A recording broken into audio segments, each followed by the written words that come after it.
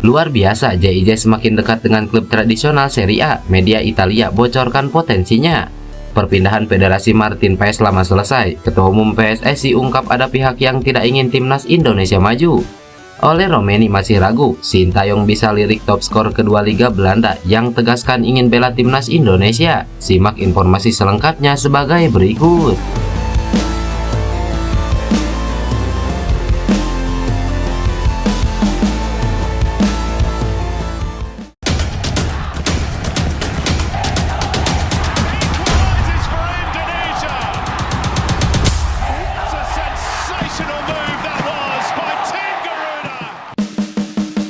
Perpindahan Federasi Martin Paes lama selesai. Ketua Umum PSSI ungkap ada pihak yang tidak ingin timnas Indonesia maju.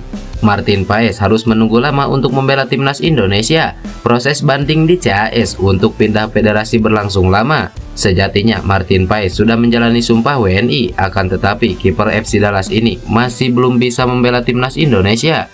Pasalnya perpindahan federasi dari KNPB ke PSSI belum selesai, apalagi Martin Paes terbentur statuta FIFA pasal ke-9 tentang perpindahan asosiasi huruf B ayat ketiga. Pasal tersebut berbunyi ketika diturunkan dalam pertandingan resmi terakhirnya dalam kompetisi apapun untuk asosiasinya saat ini, ia belum menginjak usia 21 tahun. Adapun Martin Paes ketika membela Belanda U21 usianya sudah 22 tahun. Hal ini yang membuat PSSI mengajukan banding ke CAS. Lebih lanjut, Ketua Umum PSSI ini menegaskan ada tantangan yang terjadi untuk mengurus proses naturalisasi Martin Paes yang sejauh ini masih berjuang agar bersyarat memperkuat skuad Garuda. Sudah angkat sumpah, tapi proses administrasi di FIFA masih berjalan panjang. Tentu ada tantangan, saya rasa tidak semua negara ingin Indonesia maju, jadi kami dorong, ujar Erick Thohir. Sementara itu, timnas Indonesia kini sudah lolos ke putaran ketiga kualifikasi Piala Dunia yang akan bentrok dengan tim kuat Asia. Maka dari itu, tambahan pemain berkualitas akan bisa membesarkan peluang skuad Garuda untuk bisa lolos ke fase tersebut.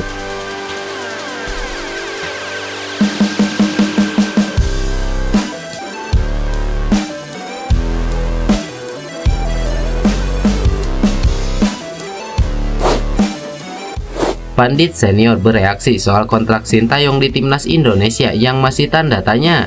Proses perpanjangan kontrak Sintayong sebagai pelatih timnas Indonesia sedang menjadi perbincangan hangat.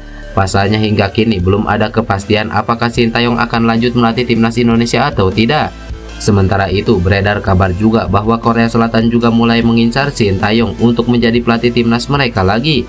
Pesona Sintayong memang begitu menarik perhatian usai berhasil meningkatkan kualitas timnas Indonesia. Satu persatu sejarah berhasil diciptakan timnas Indonesia di era Sintayong ini.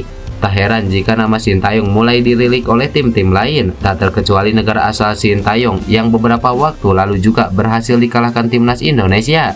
Dengan belum adanya kepastian kontrak Sintayong ini, publik dibuat harap-harap cemas karena menyangkut nasib timnas Indonesia ke depannya.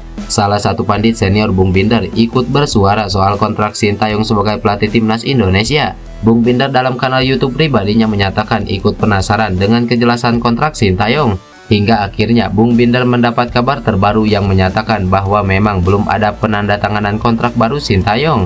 Sementara itu, Erick Thohir juga menjelaskan bahwa akan menunggu beberapa saat karena kabarnya Sintayong baru menjalani perawatan medis. Melihat kondisi ini, Bung Binder merespon santai sebab Sintayong sebelumnya sudah menyatakan akan lanjut bersama timnas Indonesia. Ya enggak masalah, yang penting kan Sintayong sudah menyatakan bahwa dia akan tetap lanjut. Buktinya kan dia masih bekerja secara profesional. Dan kita doakan agar Sintayong lekas bisa fit, supaya dia bisa kembali fit dan dia bisa memimpin latihan-latihan dari timnas Indonesia, ujar Bung Binder. Akhirnya terjawab, CEO Bali United bantah sedang nego dengan Ragnar Oratmangun.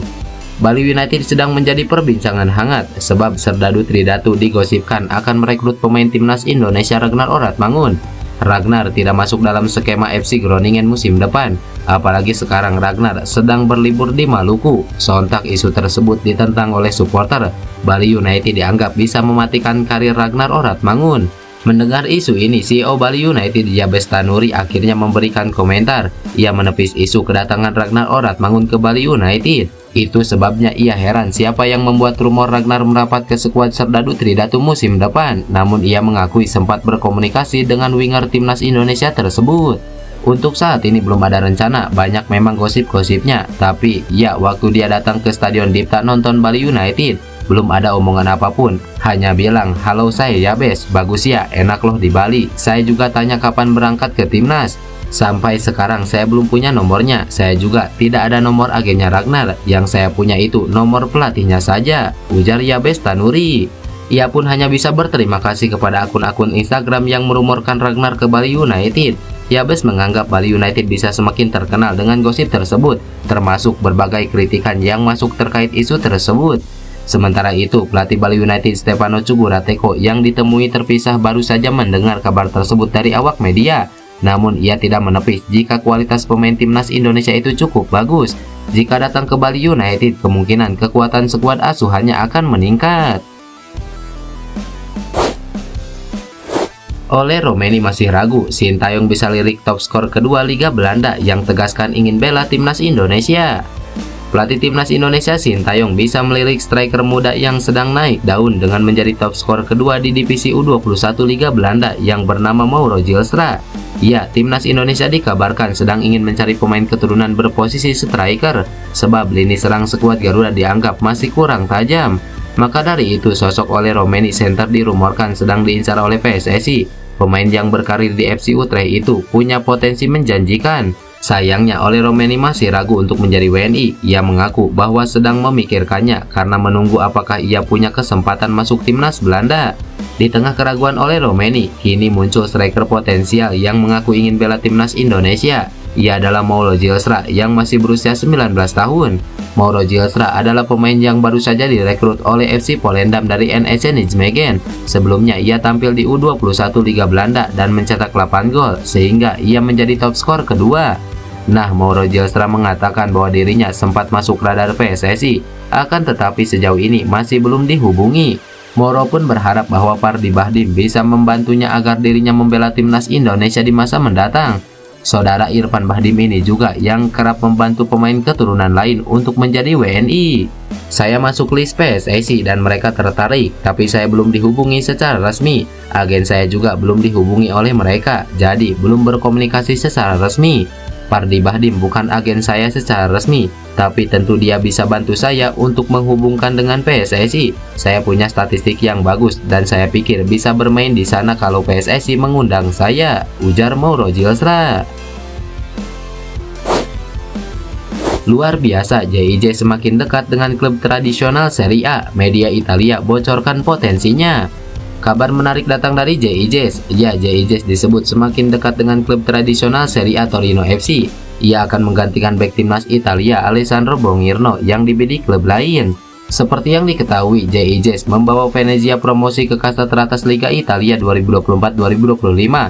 Namun, ada kemungkinan bek timnas Indonesia itu tidak akan tetap bersama Ila Gunari musim depan.